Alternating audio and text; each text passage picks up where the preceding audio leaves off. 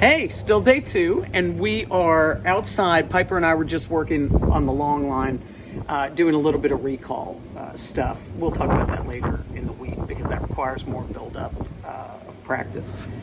So what we're going to do now is show you what we've been doing with the downstay, progressing along. So don't be confused by the long line. It just happens to be what we were wearing. So 2 things. One is that earlier this morning, Piper and I were working on reset. I would put her down and I would start walking around and doing what we call proofing, which is trying to tempt her to get up. So at this early stage, just me walking around or me sitting down in a chair would cause her to pop up. So just like with the place command, when she pops up early, we reset her with no words, no correction, no anything. We just step on the line and we wait for her to go down. Now, we can help her. We can point at the floor. I've been doing this snap and point, which she hasn't totally gotten yet, but you can assist her. Now that she's getting the hang of the down, sometimes putting just a little pressure on her back will help her to understand what she's supposed to do.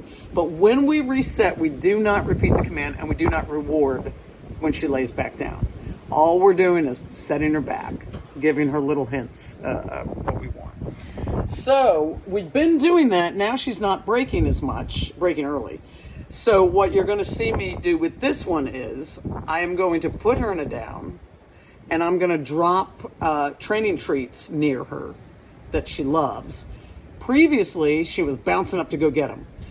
I'm going to have my foot on the leash so that if she does bounce up, she can't go far. And I'll see if the pressure on the leash alone helps her reset by herself. And if not, I'll wait it out. So you'll see how I handle that reset. Come on, baby. Who's my bubby? Who's my bubby? All right, let's get into camera. So same process, even though it's a long line. Who's a good girl? Who's a good girl? You gotta wait for me to say it. Come here. Here, baby. Who's a good girl? Stop anticipating my plans. Here we go. All right. Piper, down. Yes. Now remember, she's at a stage where she doesn't need rewards for that. We reward her at the end of the process. So now, my foot is going to be on here such that there's no pressure on her neck at all. If she pops up when I drop the treat, there will be pressure on her neck. I want to see if that will help her reset herself, or maybe she'll need a little extra feedback from me if she gets up. Now, she and I have been working on this, so here we go. I don't know if you'll see that. There you go. See how she got up? So the pressure's on her neck. I might even tighten it up just a hair. Yes. And I say nothing. She's figuring it out. So that treat's right over there. She's reset. Very nice. Ooh, that one's closer. So that's about a foot from her. So you can see the input. There's no pressure on this leash right now. Whoop. Almost got it. I tighten up the lead a little bit.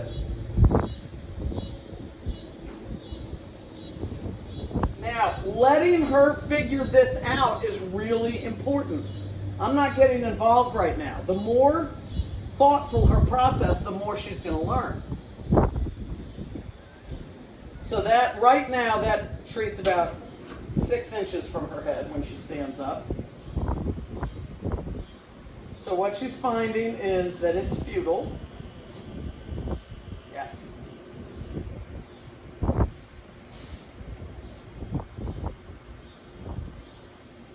And then I'm going to release her and let her get those 2 treats. Break. Good girl. Yes. Beautiful. So using these treats, keeping my foot on the lead just enough so that when she stands up she feels pressure, is helping her learn to reset herself. So imagine that you're sitting at a restaurant and you put her in a down and you just have your foot on the leash. You don't have to worry because even if she pops up, she'll reset. You don't have to be that person at a restaurant who keeps telling the dog to lay down. You're just going to have your foot on the leash and she's going to take care of it herself. Let's go, baby. Here you go. Good girl. You ready? Hey, Piper. Down.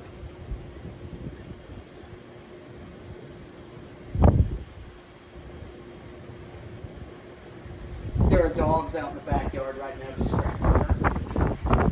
So I don't let that make me feel more urgent. I just know it's going to take her a little bit longer. I can help her, put a little pressure on her back just with a couple of fingers. Get where you can see her.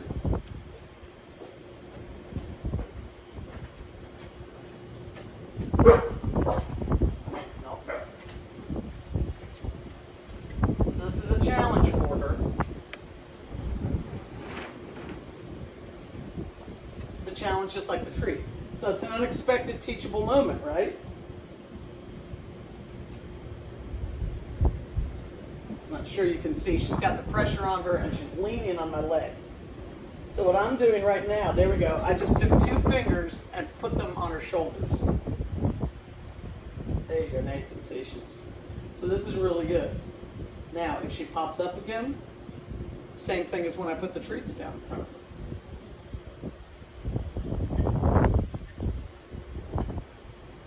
No pressure.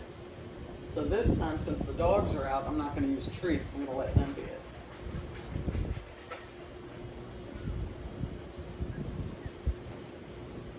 Nice. So I was up.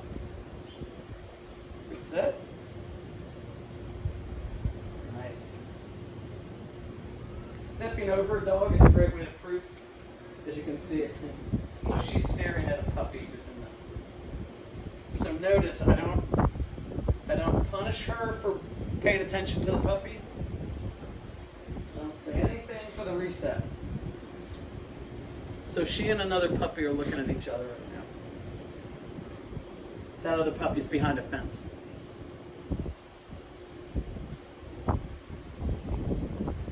Very good.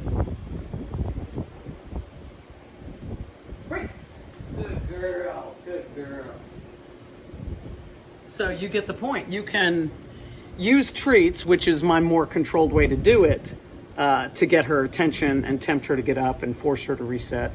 But if you're outside like I am, other things may come up. Anything that gets her attention and draws her away is a great distraction, is an opportunity. So she's doing really, really well. Over and out.